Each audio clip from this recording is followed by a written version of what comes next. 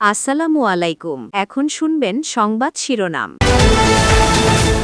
ধর্ষণ ও হত্যা মামলায় সোহেল রানা এবং স্বপ্নার আসামিদের উপযুক্ত সাজা না হলে ব্যর্থ হবে আদালত, মন্তব্য টিম রামিসা আক্তারের দেহে ধর্ষণের আলামত পেয়েছেন। আমরা প্রসিকিউশন পক্ষে রায়ে সন্তুষ্ট। যে অপরাধী প্রকৃত তার সাজা পেয়েছেন, এ বিচার নিশ্চিত হয়েছে আমি মনে করি। মাত্র 5 কর্মদিবসের রায় ঘোষণা অনন্য এক নজির। বিচারিক প্রক্রিয়া শেষে 3 মাসের মধ্যে শাস্তি কার্যকরের আশা। মামলা নিষ্পত্তিতে হাইকোর্টে বসবে বিশেষ বেঞ্চ। শিশু রামিসা, আসিয়া, এই সমস্ত মামলাগুলো শুনানির জন্য হাইকোর্টে একটি সুনির্দিষ্ট বেঞ্চ উনি গঠন করবেন, যেটা আগামী রবিবার থেকে কার্য। সরকারের প্রথম বাজেট অধিবেশন শুরু। দেশে বিদ্যুৎ ঘাটতি বা লোডশেডিং নেই দাবি মন্ত্রীর। জ্বালানি সংক্রান্ত বিশেষ কমিটির রিপোর্ট। লোডশেডিং এর ডেফিনিশনটা একটু পরিবর্তন করতে হবে।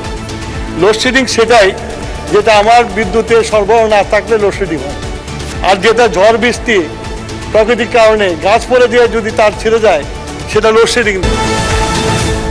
কিশোরগঞ্জে ট্যানারি মালিক সিন্ডিকেটের দৌরাত্ম্য, চামড়ার বাজারে চরম দরপতন। সরকারি দামের চেয়ে অর্ধেক মূল্যে বেচতে হচ্ছে কুরবানির পশুর চামড়া। কিনছি বাজারে নদী 300-400 টাকা দাম। আমার কিন্তু কোম্পানি একটাও নাই বর্তমানে। মাছ আর পরে 15% মনে করেন মিনিমাম 10 লাখ টাকা লস হবে। আসসালামু আলাইকুম। এতক্ষণ শুনছিলেন সংবাদ শিরোনাম, এখন শুনবেন বিস্তারিত। বিজিবির কঠোর অবস্থানের কারণে দেশের বিভিন্ন সীমান্ত দিয়ে বিএসএফ এর অব্যাহত পুশিন চেষ্টা ব্যর্থ হয়েছে। গত কয়েকদিন ধরে পঞ্চগড়, ঠাকুরগাঁও, মেহেরপুর, লালমনিরহাট, সুনামগঞ্জ দিয়ে দফায় দফায় পুশিনের অপচেষ্টা চালায় ভারতীয় সীমান্তরক্ষী বাহিনী। বিজিবির সাথে রাতভর পাহারা দিচ্ছে স্থানীয়রাও। বাংলাদেশের অভ্যন্তরে ঠেলে দেওয়ার জন্য 2 রাত ধরে এই 10 নারী পুরুষকে জড়ো করে ভারতীয় সীমান্তরক্ষী বাহিনী বিএসএফ। এরপর তাদেরকে পাঠানো হয় পঞ্চগড়ের বড়বাড়ি সীমান্তের শূন্যরেখায়। তবে পরিচয় নিশ্চিত না হওয়ায় তাদেরকে গ্রহণ করেনি বিজিবি। যে কোনো ধরনের অনুপ্রবেশ ঠেকাতে বিজিবির কঠোর অবস্থানের পাশাপাশি রাতভর পাহারা দিচ্ছেন স্থানীয়রাও। পরবর্তীতে কয়েক দফা পুশিনের চেষ্টা করলে বিএসএফ এর মুখোমুখি অবস্থান নেয় বর্ডার গার্ড বাংলাদেশ বিজিবিও। এই পুশিং তো আমরা মেনে নিচ্ছি না। এরা অন্যায় অত্যাচার হিসেবে আমাদের বাংলাদেশের মানুষ অবৈধ হিসাবে ঢুকাই দিচ্ছে। এটা সমাধান হয় না। প্রায় 3 দিন থেকে এখানে অবস্থান করে আছি। ঠাকুরগাঁওয়ের মশালগাঁও সীমান্ত দিয়েও পুশিনের অপচেষ্টা চালায় বিএসএফ। 11 জনকে জড়ো করার পর গেল 34 ঘন্টা ধরে বাংলাদেশের অভ্যন্তরে ঠেলে দেওয়ার চেষ্টা চালিয়ে যাচ্ছে ভারতীয় সীমান্তরক্ষী বাহিনী। তবে বিজিবির দৃঢ়তায় ব্যর্থ হয় তারা। দুদেশের মধ্যে পতাকা বৈঠক হলেও কোনো সিদ্ধান্ত আসেনি। ফলে শূন্যরেখায় অবস্থান করছে ওই 11 জন। ওই ইটভাটায় কাজ করতাম, ওই সরকার ওই ঘোষণা দিয়েছে যে তোমাকে জন্য বর্ডার খুলে দিছি, তোমরা ওইখানে চলে যাও, তোমাকে ওখান থেকে পার করে দিয়ে হবে। স্থানীয় জনসাধারণ এবং বিজিবি আমরা বদ্ধপরিকর যে কোনো অবৈধ অনুপ্রবেশ। পাটগ্রাম সীমান্ত দিয়েও পুশিনের আরেকটি অপচেষ্টা ব্যর্থ হয়। স্থানীয়রা জানায় শনিবার গভীর রাতে পানবাড়ি ও কলসিরমুখ সীমান্তের বিপরীতে ভারতীয় ভূখণ্ডে 14 জন নারী পুরুষকে জড়ো করে বিএসএফ। পরে কাঁটাতারের গেট দিয়ে তাদেরকে বাংলাদেশে পাঠানোর চেষ্টা করে তারা। মেহেরপুরের তেঁতুলবাড়িয়ায় সীমান্তে ভারতীয় বিএসএফ এর ঠেলে দেয়া 6 জনকে ফিরিয়ে নিয়ে গেছে বলে ধারণা বিজিবি ও স্থানীয়দের। গত রাতে তাদেরকে সীমান্ত থেকে সরিয়ে নেওয়া হয়। তবে এ বিষয়ে বিএসএফ এর পক্ষ থেকে আনুষ্ঠানিকভাবে কোনো বিবৃতি পাওয়া যায়নি। এর আগে তেঁতুলবাড়িয়া সীমান্ত দিয়ে ভারত থেকে ঠেলে দেয়া 6 জনকে প্রতিরোধ করে বিজিবি। ইন্ডিয়া থেকে সংবাদ পাই যে লোক পুশিং করবে, আমরা বিজিবি আমরা সবাই মিলে বাধা দিছি। সীমান্ত সুরক্ষায় আপনাদের সহযোগিতা একান্তভাবে কাম্য। সুনামগঞ্জের সীমান্ত এলাকা দিয়েও অনুপ্রবেশ ঠেকাতে মাইকিং করছে বিজিবি। টর্চ, লাঠি হাতে বিজিবির সাথে অবস্থান করেন স্থানীয়রা। মৃত্যু থামছে না। গত 24 ঘন্টায় আরও 7 জনের প্রাণ গেছে। বিভিন্ন হাসপাতালে নতুন করে 1287 জন ভর্তি হয়েছে। এ পর্যন্ত হামের প্রাদুর্ভাব শুরু হওয়ার পর 620 জনের প্রাণ গেছে। হাম আক্রান্ত রোগীদের ভিড় রয়েছে ময়মনসিংহ, বরিশাল, চট্টগ্রাম, রংপুর, খুলনার বিভিন্ন হাসপাতালে। কোথাও কোথাও আইসোলেশন ওয়ার্ডে শয্যা সংকটে ভোগান্তি পোহাতে হচ্ছে রোগী ও স্বজনদের। সন্তানের জীবন বাঁচাতে এক হাসপাতাল থেকে আরেক হাসপাতালে ছুটছেন অভিভাবকরা।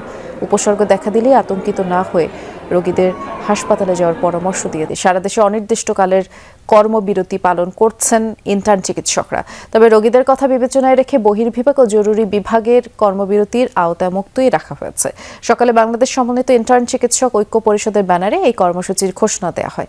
রাজশাহী, চট্টগ্রাম, সিলেট সহ দেশের বিভিন্ন স্থানে ইন্টার্ন চিকিৎসক পরিষদের ব্যানারে অনির্দিষ্টকালের কর্মবিরতি চলছে। এর আগে টানা 2 দিন মানববন্ধন কর্মসূচি পালন করেন তারা। ইন্টার্ন চিকিৎসকরা জানান, 6টি দাবির মধ্যে প্রথম দাবির বিষয়ে আশ্বস্ত করার চেষ্টা করা হলেও বাকি দাবিগুলো নিয়ে এখনও কোনো পদক্ষেপ নেওয়া হয়নি, যার ফলে তারা বাধ্য হয়ে কর্মবিরতি পালন করছেন। দাবি আদায় না হওয়া পর্যন্ত টানা ব্রাহ্মণবাড়িয়ায় দোকানের জায়গা নিয়ে বিরোধকে কেন্দ্র করে দুপক্ষের মধ্যে সংঘর্ষে অন্তত 20 জন আহত হয়েছেন।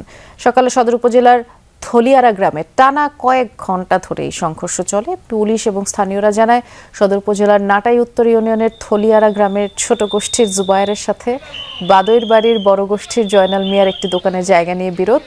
দোকানটি ছোট গোষ্ঠীর শিরো মিয়া পরিচালনা করে আসছিল। পরে স্থানীয় গ্রাম্য সালিশে গত 4 দিন আগে দোকানটি উচ্ছেদের সিদ্ধান্ত হয়। এর জের ধরে দুপক্ষের লোকজন দেশীয় অস্ত্র নিয়ে সংঘর্ষে জড়ায়। সংঘর্ষের ট্যাঁটা বিদ্ধ সহ অন্তত 20 জন লোক আহত হয়। পরে পুলিশ গিয়ে প্রায় 3 ঘন্টার চেষ্টায় পরিস্থিতি নিয়ন্ত্রণে আনে।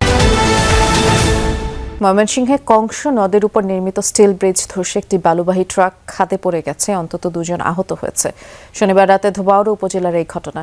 খবর পেয়ে ঘটনাস্থলে পৌঁছে আহত ট্রাক চালক ও হেলপারকে উদ্ধার করে হাসপাতালে পাঠায় পুলিশ। স্থানীয়রা জানায়, দীর্ঘদিন ধরে ঝুঁকিপূর্ণ ব্রিজটিতে ভারী যানবাহন চলাচল নিষেধ ছিল। নিষেধাজ্ঞা না মেনে অতিরিক্ত বালু বোঝাই ট্রাকটি ব্রিজ পার হওয়ার চেষ্টা করে। ব্রিজের এক অংশ ধসে ট্রাকটি খাদে পড়ে যায়। এতে ধোবাউড়ার সাথে তারাকান্দা উপজেলার সড়ক যোগাযোগ বন্ধ হলেও বিকল্প সড়ক দিয়ে যান চলাচল করছে। ক্ষতিগ্রস্ত ব্রিজ সংস্কারের দাবি জানিয়েছেন এলাকাবাসী। প্রায় 9 ঘন্টা পর খুলনার সাথে উত্তরবঙ্গের রেল যোগাযোগ স্বাভাবিক হয়েছে। সকালে ঝিনাইদহের কোটচাঁদপুরে মালবাহী ট্রেনের 3টি ট্যাঙ্কার লাইনচ্যুত হলে খুলনার সাথে রাজশাহী সহ উত্তরবঙ্গের ট্রেন চলাচল বন্ধ হয়ে যায়। জানা যায়, খুলনা থেকে মেকানিক পৌঁছালে লাইনচ্যুত হওয়া ট্রেন মেরামতের কাজ শুরু করে।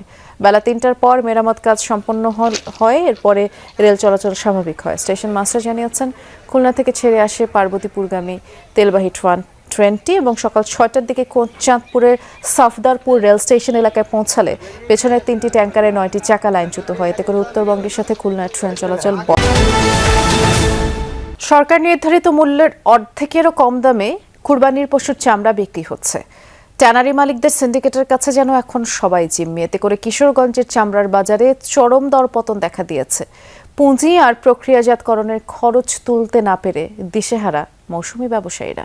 কিশোরগঞ্জ শহরের মোরগমহল এলাকা। কোরবানি ঈদের পর থেকেই এই স্থানে বসে দেশের উত্তর পূর্বাঞ্চলের প্রসিদ্ধ চামড়ার বাজারে চামড়ার সরবরাহ স্বাভাবিক থাকলেও হাসি নেই মৌসুমী ব্যবসায়ীদের মুখে।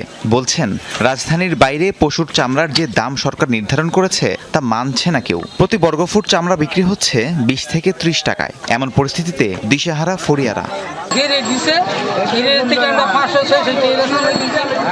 কিনছি মানে বাজারে এনে দিই 300-400 টাকা দাম। আমরা মতো ঘরের মাল কিনতেছি, কোম্পানি একটাও নাই বর্তমানে। 50 টাকা ফুট নিব, ফুটে তো হিসাব হই নাই। ইয়ার পরে আমরা চালান বুঝি লবণ দিছে, সরাতে বলে লবণ দিব, লবণ শুদ্ধা লবণ নাই। একই চিত্র খাসি ও বকরির চামড়ার বাজারেও। এ যেন কাজীর গরুর দশা। কাগজ কলমে থাকলেও বাস্তবে সরকারি দর মিলছে না। মাত্র 10 থেকে 15 টাকায় বিক্রি হচ্ছে চামড়া। ব্যবসায়ীরা বলছেন, সিন্ডিকেটের হাতে জিম্মি হয়ে পড়েছে চামড়ার বাজার। এতে লাভ তো দূর, খরচে উঠে কিনা তা নিয়ে শঙ্কায় ব্যবসায়ীরা। বাসার পরেও 15% মনে করেন মিনিমাম 10 লাখ টাকা লস। চামড়া বিক্রি হইতেছে 200 থেকে 700-800 টাকা পড়ে যায়। এই চামড়াটা 700-800 টাকা বিক্রি হইতেছে, এটার ফুট পড়তে হচ্ছে